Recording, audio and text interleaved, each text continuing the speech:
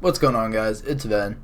So we've had a couple updates on here since last video. Obviously we are going to be getting Rustman, and then Hi-Rise 24/7 is going to be coming back. We already had that. It's crazy they're already adding shipment, but that'll be nice to help out with my grind. And then we also have Gun Game, 10v10 Mosh Pit, and then we got Rust 24/7, which I like that they added Terminal and Rust 24/7 into the playlist here.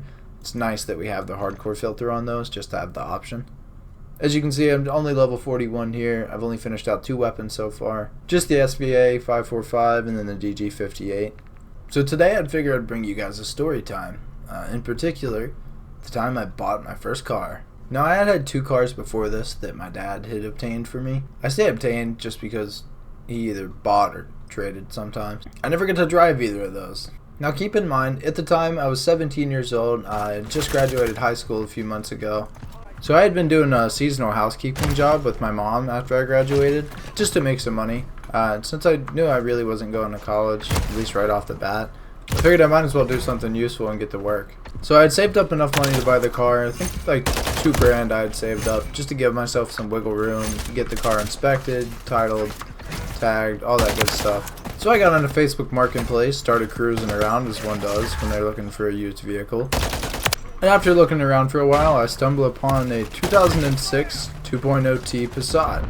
So I got a hold of the guy and talked to him for a while and talked him down to I think $1,000. He lived about 2 hours away, so since I was willing to make the drive, give him $1,000 cash in hand, he was pretty willing to make the deal. So I got in touch with my grandmother, as well as a friend of mine that we're going to call B-Roni, just for privacy reasons. And we formed a little plan, figuring we'd take my grandma's van down with me and B-Roni in it, and then the plan was for him and I to take my Passat back to the town where we came from. So the drive went pretty smooth, we didn't have any run-ins. We got there, the car looked good. Had like 113,000 miles on it. Tires looked good, really no rust. There was oil in it, and then a new power steering pump as well, just put in the car. And the friend of mine was pretty knowledgeable about vehicles, which is why I took him in the first place. Because I'm no mechanic. I mean, I've talked about cars in videos before. I'd take it to the dealership just because, they know what they're doing. Yeah, I've made that jump a couple times before. And we even took the car on a little test drive, and like I said, everything seemed good. So I pay him the cash for the car, we write up the bill of sale, and he has a notary around, so we get that taken care of there. So B-Roni and I decided to, get in the car, part ways with my grandma, and start heading back to town. The drive went relatively smooth. He was really enjoying driving the car, and I got to drive it around a couple times in, parking lots. The reason I had to take him with me is because at the time I didn't have my license. As I mentioned, I was 17, which, obviously old enough to get your license. But the issue with that is my parents had never taken me down to get my permit in the first place. Therefore, I definitely couldn't have my license. About 2 weeks after I got the car, I ended up getting my permit, and then I got my license on my 18th birthday. So before we leave, the guy explains to us that this is his daily driver and that it does have insurance on it. And it was also tagged, registration was in the car, of course. All that good stuff. And I know it's not the smartest thing to drive a vehicle before you get, insurance put in your name. It might actually be illegal in some states. And in West Virginia specifically, driving without insurance is a felony. So I figured if we at least had insurance on the vehicle, if we got pulled over, worst case scenario, we still weren't felons. So the car was driving good, and we ended up making it back to town where we live. And being that I just bought a new car, I'm like, hey, I want to get this thing cleaned up. Let's take it to the car wash. So we decided to take it to the automatic car wash. So we pull into the car wash, and I'm like, hey, let's get the windows up. So my buddy pulls the buttons up to pull the windows, and I don't know if he shut the car off prior or as the windows were finishing closing, but some kind of malfunction occurred because I don't know if he bumped the windows or it was electronic malfunction, but the windows decided to come back down. At this point in time, we are getting beamed with water, just power washed from both sides, just whoosh, for 15 to 20 seconds as we're flipping out. I'm like, hey man, you gotta get those windows up. What's going on? What's going on? He's like, man, I'm trying. I can't get the car back on. Because the fob was one of those weird ones. It was about this thick and this wide, and you had to insert the entire fob into the key slot to start the car. There was no key, and it wasn't a push to start. Well, it was, but you push the entire fob in. The idea of push to start on that car was a bit archaic. So after about 15 to 20 seconds of getting sprayed down, He gets the car back on, the windows up, and I decided to take my shirt off just to kind of dry everything up. I didn't want my new car getting like electronically damaged. I certainly didn't have money to be sparing to take care of that, because I still had to get the car title tagged and everything else. It was like, oh man, what is going on?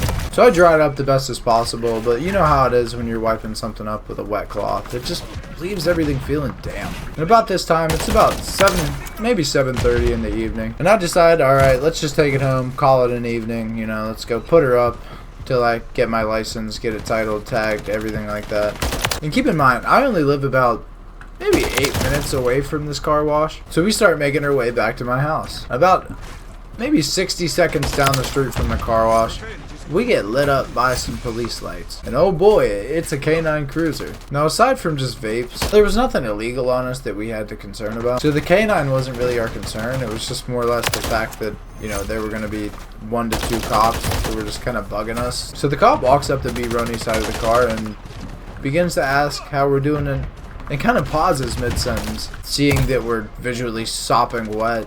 So we give him a basic rundown of the situation, which I think immediately had him sympathizing for us, which may have just been the thing that saved our ass in this case scenario. So we then asked if we know, why we're getting pulled over tonight, and of course we don't. So he proceeds to explain to us that basically we have a headlight out and that the tags that are on the vehicle don't belong to it. They're from some random Chevy van, meaning this guy just picked up whatever tags he could find, threw them on the vehicle knowing that he could get it sold, then lied straight to my face about that whole situation. Is that dumb on me for trusting him? Absolutely. But to that same note, just pretty scummy of someone to do. So the cop wants an explanation of this situation, and we tell him that I had just purchased the vehicle. I think his initial reaction was that we stole the fuck. And at the time, the cop asked for the insurance and the registration as well. Insurance, we don't have proof of. We just also took this guy's word that there was insurance on the car. Yeah.